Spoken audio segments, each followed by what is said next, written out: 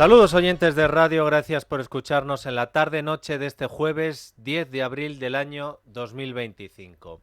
Cuenta hoy el diario La Razón que hay ansiedad en el Partido Socialista por el caso Koldo, que en Ferraz están desesperados, porque esto es un goteo constante de informaciones, y fuentes socialistas le han dicho también a este periódico que José Luis Ábalos es una bomba de relojería y que no saben si está desactivada o a punto de explotar. Y por eso, contaba La Razón, en Ferraz viven en continua tensión.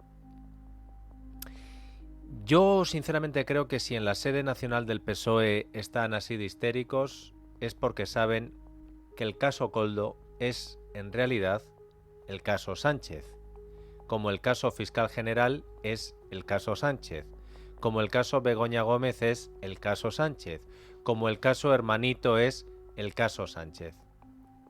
Por cierto, que hablando del hermano, como David Sánchez Pérez Castejón tenga que ponerse a borrar sus móviles para eliminar pruebas como hizo el fiscal general del Estado, va apañado, porque el hermanísimo tiene o ha tenido casi más móviles que los que la UCO le encontraron a Koldo en su momento.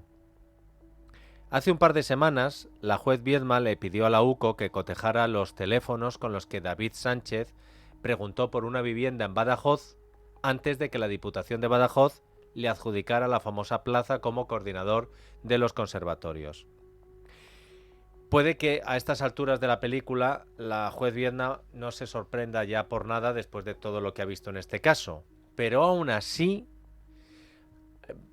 se ha llevado bastante titulares la siguiente noticia, y es que la Guardia Civil le ha comunicado a la juez que ha hallado 7 teléfonos vinculados al perfil de David Sánchez en esto de las plataformas para alquilar pisos. Del total de esos 7 teléfonos, 4 corresponden con España y 3 con países extranjeros. Eso sí, hay que ser justos. El informe de la UCO recoge la fecha del alta de la línea telefónica, pero no la de una posible baja. De ahí que hayan salido tantos teléfonos. Pero en este informe es que, claro, vas preguntando por una cosa y de pronto te aparece otra. Porque de los 4 primeros teléfonos, uno es el particular del hermano del presidente, con fecha de alta tan solo hace 4 meses. Hace 4 meses ya había saltado toda la investigación. Se da de alta en una nueva línea. Otro de los teléfonos se adscribe a la Diputación de Badajoz, con fecha de alta de hace 2 años. Un tercero tiene como titular a otra persona. Y el cuarto móvil, con inicio de la línea en marzo de 2022, es el de la empresa Playball. Playball, esta empresa con nombre tan rumboso, a lo mejor les suena a ustedes. Tiene una historia muy curiosa que empezó a contar Carlos Cuesta en su día, hace mucho tiempo. El 21 de diciembre de 2021, Carlos hizo una noticia que tituló: La Cazayudas Playball SL se creó para ocultar a los padres de Sánchez antes de sus primeras elecciones generales. La noticia comenzaba así: el gobierno de Pedro Sánchez ha inyectado 700.000 euros en ayudas públicas en solo 15 meses a la empresa que explota el negocio de los padres del presidente. Lo ha hecho justo tras llegar Sánchez al Palacio de la Moncloa. Pero la empresa en cuestión, Playball SL, fue creada antes y en una fecha de nuevo muy significativa, justo en los días previos a que Pedro Sánchez disputara sus primeras elecciones generales como candidato socialista en mayo de 2016. De Playball, la empresa del padre de Pedro Sánchez, se publicaron bastantes más noticias. Pero hay que reconocer que tampoco es que provocaran mucho escándalo, porque eran otros tiempos. Era el Antiguo Testamento del sanchismo, la era antes de que saltara la imputación de la mujer del presidente del gobierno, la imputación del hermano del presidente del gobierno, la imputación del que fuera mano derecha del presidente del gobierno en el partido y en el gobierno, la imputación del tipo que custodió los avales que hicieron líder del PSOE, al que luego sería también presidente del gobierno. Si miramos con los ojos del presente las primeras noticias sobre los asuntos de negocios familiares del clan Sánchez, casi hasta nos provoca ternura lo de Playboy. Pero claro, si lo comparamos con el informe de ayer de la UCO, poniendo encima de la mesa la presunta intercesión de Begoña Gómez para que el gobierno de su marido rescatara una aerolínea con 475 millones de euros públicos, pues es que claro, al lado de esto... Y les tengo que decir que, aún así, ahora mismo, en el presente, tampoco es que, en nuestra opinión, la repercusión política, mediática y social esté a la altura de lo que es la propia noticia. Porque el asunto, en nuestra opinión, nos parece tan grave que creemos que el estruendo político y mediático que se tenía que haber producido hoy tras el informe de la UCO con lo de Begoña y la llamada de Hidalgo, pues debía haber sido mayor. Vamos a ver si mañana algún periodista de los afortunados que han podido ir a la gira asiática del presidente del gobierno le pregunta a Sánchez por lo que hemos conocido de su mujer. Presidente, ¿ha hablado usted en las últimas horas con su mujer? ¿Sabemos si es verdad que Hidalgo le llamó el 3 de septiembre de 2020? ¿Puede descartar el presidente del gobierno que se produjera esta llamada telefónica? Claro que Moncloa se aseguró de que en esa gira no estuviera una de las periodistas incómodas que suele hacer estas preguntas, la de Radio Nacional. Y no dejaron ir a la de Radio Nacional con la excusa de que ya iba uno de Televisión Española. Total, ¿no son lo mismo? Bueno, pues en el telediario de Televisión Española han contado así lo de Begoña y el informe de la UCO. Aldama le contó a Koldo que Javier Hidalgo, consejero delegado de la compañía, estaba buscándose la vida y había llamado a Begoña. La UCO no aclara si esa Begoña podría ser la mujer de Sánchez. Porque claro, hay muchas Begoñas en España que se reunieran 3 veces ese verano antes de esa llamada con Javier Hidalgo en la sede de Europa. Hay muchas Begoñas que sean amigas de comisionistas y que estuvieran en San Petersburgo con Hidalgo y con Aldama. ¿Qué Begoña era? ¿Que solo decir su nombre lo entendieron todos? ¿Quiere decir Televisión Española que si se demuestra que Hidalgo, a la que llamó, era María Begoña Gómez Fernández, la mujer del presidente del gobierno, sería un escándalo? Porque hoy lo que han dicho es, no han dicho, bueno, no pasa nada, llamó, pero no pasa nada. No, han dicho, no sabemos si es Begoña la de Pedro Sánchez. La mejor manera de acabar con esto es que saliera Begoña Gómez, o su abogado, o el presidente, o el gobierno, y dijeran que Javier Hidalgo jamás llamó a Begoña Gómez. Y que todavía para acallar más a la fachosfera, tapar bocas, dijeran, y este es el móvil. Y esta vez no lo hemos borrado. Aquí tienen el listado de mensajes, todo lo que quieran, para que se vea que no hay nada. Sin embargo, el gobierno no está en esas. El gobierno está en que de alguna manera esto se acabe. Vamos a escuchar primero lo que han dicho en público desde el sanchismo y luego nos van a contar lo que están diciendo en privado. Los periodistas han preguntado a Ángel Víctor Torres en los pasillos del Congreso y escuchen qué ha pasado.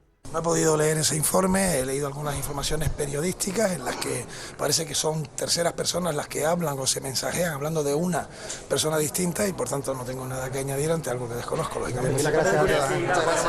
Qué manera más sutil de describirlo.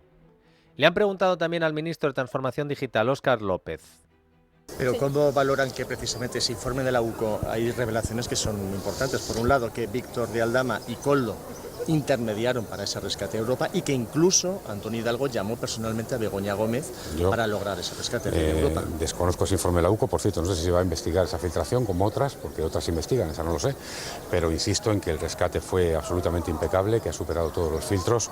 De verdad, España es un país serio, ese rescate no es una operación menor, es una operación grande, como se puede usted imaginar, que se ha hecho no solo en España, se han hecho en muchos países de Europa rescates similares, incluso más grandes, y que pasaron todos los controles a nivel nacional y a nivel europeo. Por lo tanto, eso es lo que yo le puedo decir. No se ha leído, Óscar López, tampoco el informe de la UCO, se lo recomendamos para este fin de semana. Sobre todo la parte de las novias de pago de José Luis Ábalos colocadas por el gobierno. Y cómo llamaron a los presidentes de las empresas públicas más importantes para echarles la bronca porque le habían dicho algo a Miss Asturias o a Jessica. Y luego Óscar López nos vuelve a repetir lo del país serio. Pachi López, el portavoz del PSOE en el Congreso, ha dicho... Bueno, pero esto está en los tribunales y por lo tanto yo lo que espero es que esto acabe de una vez y se sepa toda la verdad y que los tribunales sean los que determinen qué ha sucedido y qué responsabilidad hay detrás de lo sucedido, en lugar de estar todo el día valorando cosas que no sabemos cómo van a acabar. Bueno, pues creo que es lo que hacen cuando las cosas que salen afectan al Partido Popular. Entonces no hay que decir, no, vamos a esperar a ver cómo termina esto en los tribunales. Esto es lo que han dicho en público. Les he prometido que les voy a contar lo que han dicho en privado. Don Rubén Fernández, buenas noches. Buenas noches, Dieter. ¿Qué te cuentan en privado cuando se les pregunta por esta cuestión? Claro, pues esta cuestión lo que está es reavivando ese rescate de Europa, tras conocerse que Hidalgo llamó a Begoña Gómez para desbloquearlo, y que nos dicen en el gobierno es que aquello fue una tortura, aquel rescate, que se pidieron decenas de informes y que prometen que la operación está limpia de polvo y paja. Y recuerdan que en su momento pues también se puso en duda el rescate de otra compañía, Plus Ultra, pero que la justicia ha archivado la causa. Así que bastante tranquilos con lo que es el rescate. Ahora bien, cuando les preguntamos, bueno, pero ¿qué hacía Begoña intermediando con empresarios? Ahí pues nos trata de llevar a la confusión sobre si había llamado antes, sobre si había llamado posteriormente, que no les quedaba muy claro en el informe de la UCO. Bueno, lanzan balones fuera, y en lo que sí son contundentes es con ese perímetro de seguridad que marcaron desde el primer día, que es con José Luis Ábalos. Todos ya lo dan por amortizado. El informe de la UCO dice que, bueno, que tiene un papel relevante de responsabilidad en la presunta organización criminal. Y bueno, pues algunas de las personas que compartieron Consejo de Ministros con José Luis Ábalos dicen que no sospecharon nada, pese a su lujoso tren de vida y sus múltiples compañeras amatorias. Así que bueno, dicen que se sorprenden al ver ahora lo que está saliendo del informe Luco, que no tenían ni idea de ese chalet en Marbella, y que bueno, pues que sienten pena por lo que leen, pero que le dan toda la veracidad. Ojo, le dan veracidad a las acusaciones contra Ábalos, Rubén. O sea, las acusaciones contra Ábalos le dan veracidad, pese a que dicen que no fueron conscientes, que no notaron nada cuando compartieron Consejo de Ministros, pero lo que sí pone un poco más de duda en cuarentena son en lo de los mensajes de lo que se refieren a Begoña Gómez. No porque no crean a la UCO, sino porque dicen que, bueno, que todavía quedan pruebas, que no saben muy bien si es que se hizo la llamada luego o posterior, pero la veracidad total es sobre lo referente a José Luis Ábalos. Me parece importantísimo las tres cosas que nos acaba de contar Rubén Fernández cuando ha hablado en privado. Son fuentes del gobierno, ¿no? No del PSOE, del gobierno, de todo. Hemos hablado con, digámoslo así, la jerarquía del gobierno, altas jerarquías del gobierno. Uy, tres cosas le dicen las altas jerarquías del gobierno a Rubén Fernández. Lo primero, lo de Europa está fantástico. Lo segundo, poco tibios con lo de Begoña Gómez. No sabemos cuándo llamó antes, llamó después, habría llamado. Y lo tercero, lo de Ábalos le damos credibilidad, pero nosotros no sabíamos nada. Rubén, muchísimas gracias por esta información, porque me vas a hacer media tertulia, ya te lo aviso. Un abrazo. Un saludo. Porque si José Luis Ábalos se quiere enterar de lo que pasa, tiene que escuchar esta emisora. Lo siento. Y José Luis Ábalos, que hoy ha dado su versión, se acaba de enterar por Rubén Fernández que desde el gobierno están diciendo que lo tuyo nos lo creemos, José Luis. Le damos veracidad. ¿Y qué dice Ábalos? Pues Ábalos, en declaraciones al diario El Mundo, ha negado que Europa le pagara el famoso chalet en Marbella, pero dice que la compañía aérea, si algo fue, es ingrata, pese a los esfuerzos que se realizaron, y que sí, que admite que fueron continuas las presiones de Hidalgo para lograr el rescate millonario. Mírame a ver si en esa entrevista le preguntan si sabe si Hidalgo llamó a Begoña Gómez. ¿No se lo preguntan? No se lo preguntan. ¿Cachis en la mar? No. Porque esa es la pregunta. Señor Ábalos, ¿usted sabe si Hidalgo llamó a Begoña Gómez? Porque es que Aldama se lo dijo a Koldo y usted era Koldo. Ah, pues a mí Koldo no me dijo nada. Podría haber respondido, a lo mejor hubiera lanzado otra de sus amenazas, advertencias. Pues tendría que mirar mi agenda porque lo tengo todo apuntado. En el Partido Popular, Esther Muñoz ha dicho esto. Ya no son informaciones las que hablan de la corrupción en el entorno de Pedro Sánchez, sino que es un informe de la Guardia Civil en el marco de una investigación judicial quien sitúa a la mujer del presidente del Gobierno como un presunto nexo corruptor dentro de Moncloa. En este informe se acredita que ya no solo era Víctor Aldama el presunto nexo corruptor de Pedro Sánchez, sino que su propia mujer, Begoña Gómez, pudiera ser también una presunta corrupta, un presunto nexo corruptor dentro del propio Palacio de la Moncloa. Pedro Sánchez tiene que dimitir inmediatamente. El matrimonio Sánchez-Gómez tiene que abandonar la Moncloa. Y si Sánchez no tiene la valentía suficiente para dimitir, como haría cualquier demócrata en Europa, ante todas las informaciones que estamos conociendo, lo que tiene que hacer es convocar elecciones. No es de recibo que en un país europeo, con todo lo que se está sabiendo, el presidente del Gobierno no dimita. Y solo les quiero decir, ¿se imaginan a la mujer de un presidente del Gobierno del Partido Popular citada en un informe de la Guardia Civil en el marco de una investigación por corrupción? Que el Partido Popular le pida cuentas al Gobierno por la corrupción en el Gobierno no es noticia. Hay que decir que el tono de Esther Muñoz ha sido vibrante. No ha leído y eso se nota. Lo que es ya más llamativo es que en la izquierda haya quien se vaya soltando con este tema. Y no me extrañaría que si en algún momento tenemos elecciones en España, lo hagan todavía más. Escuchen a la secretaria general de Podemos, Ione Belarra.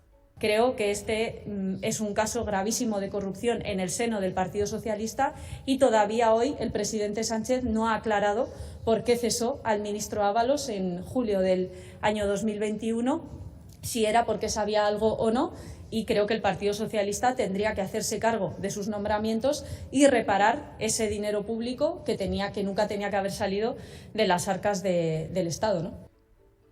Hay que decir una cosa, siendo justos. Si a Ione Belarra se le ocurre decir esto delante de Pedro Sánchez en el Congreso, Pedro Sánchez se la va a volver a dar. Y lo mismo que cuando le dijo, ustedes están con el gasto militar. Señora Belarra, cuando usted era ministra también lo hacíamos y no dijo nada, que era por conservar el puesto. Cuando la señora Belarra era ministra y formaba parte del Consejo de Ministros con José Luis Ábalos, y Sánchez lo echó, ¿por qué no salió Belarra a decir públicamente, oiga, no ha explicado usted por qué lo echa? Ahora que ya están en guerra y encima se huelen elecciones y quieren hacerle la cookie a Sumar, entonces sí, pero bienvenidos sean a la casa de la lucha contra la corrupción. Así que Sánchez tiene que explicar por qué echó a Ábalos según Podemos. Entendemos por qué ahora le está cogiendo un poquito de tirria a Sánchez a Belarra y a Podemos.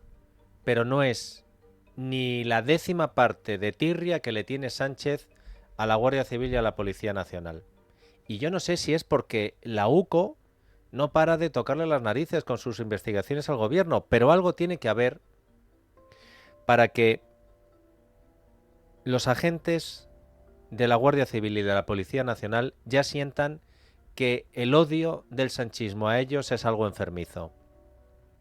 Miren, los agentes de la Guardia Civil y de la Policía Nacional llevan mucho tiempo pidiendo que se les consideren profesión de riesgo.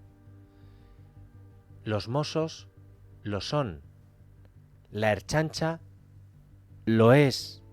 La Policía Foral de Navarra También, ¿cómo es posible que la Policía Nacional y la Guardia Civil no? Hoy los sindicatos de la Policía Nacional y la Guardia Civil han emitido un comunicado denunciando los desprecios y humillaciones que reciben por parte del Gobierno de España.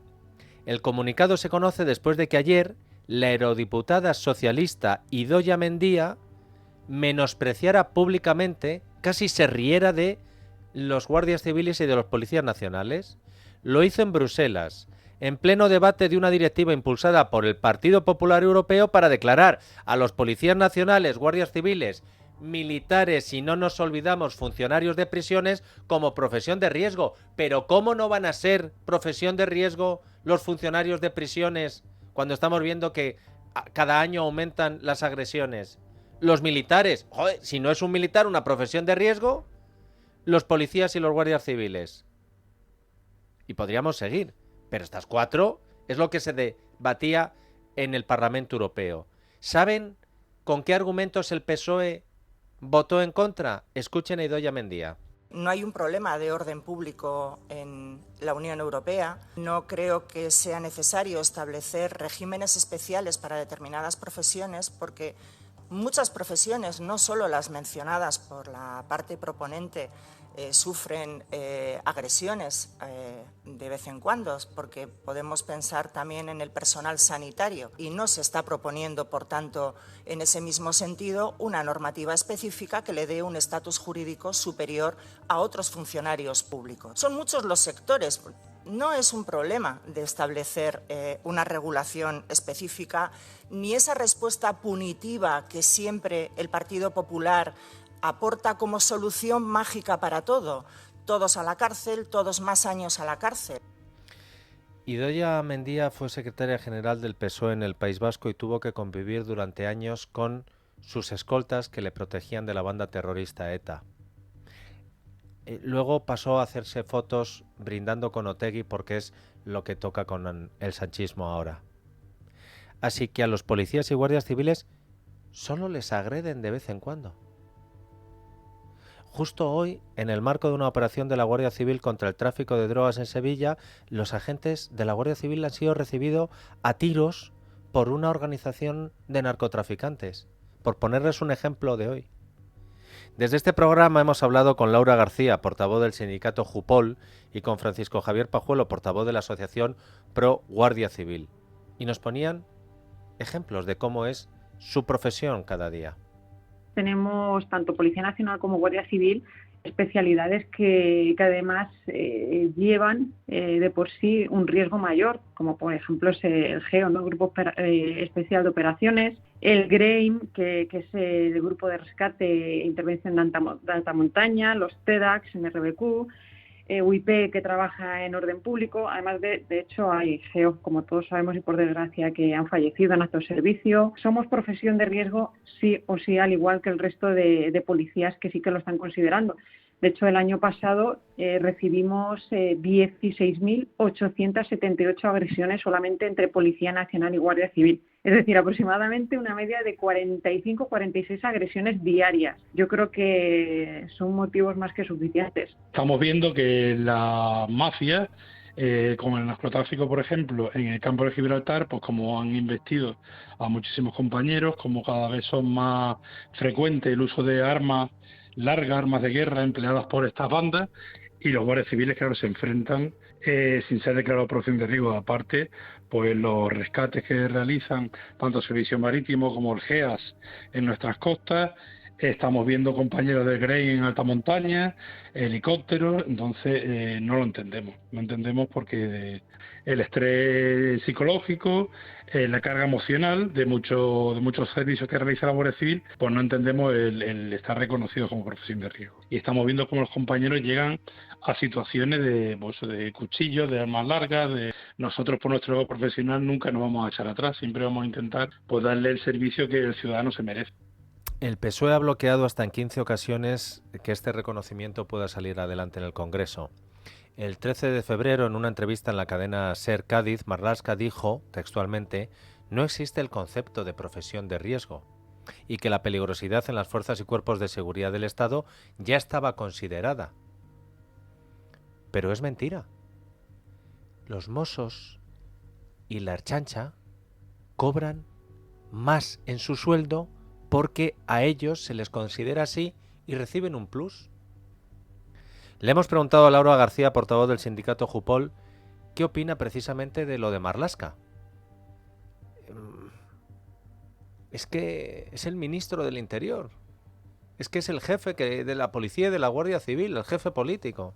Lo primero que le diríamos a Marlaska es que dimita. Creo que llegados a este punto él mismo se haría un gran favor, porque ahora mismo él es su peor enemigo con su hemeroteca. Un día dice una cosa, otro día dice la contraria y no para de mentirnos y de tratar a la Policía Nacional y a la Guardia Civil como policías de segunda y como moneda de cambio para, pues por ejemplo, muchas veces, como estamos viendo últimamente, para los caprichos de los independentistas. No lo entendemos. Además, ellos saben que es una cuestión de justicia. Se les llena la boca decir que es el gobierno más justo, más social, pero desde luego que por el mismo trabajo no estamos recibiendo el mismo salario que nuestros compañeros de Mossos de Escuadra o de Ertzaintza, por ejemplo.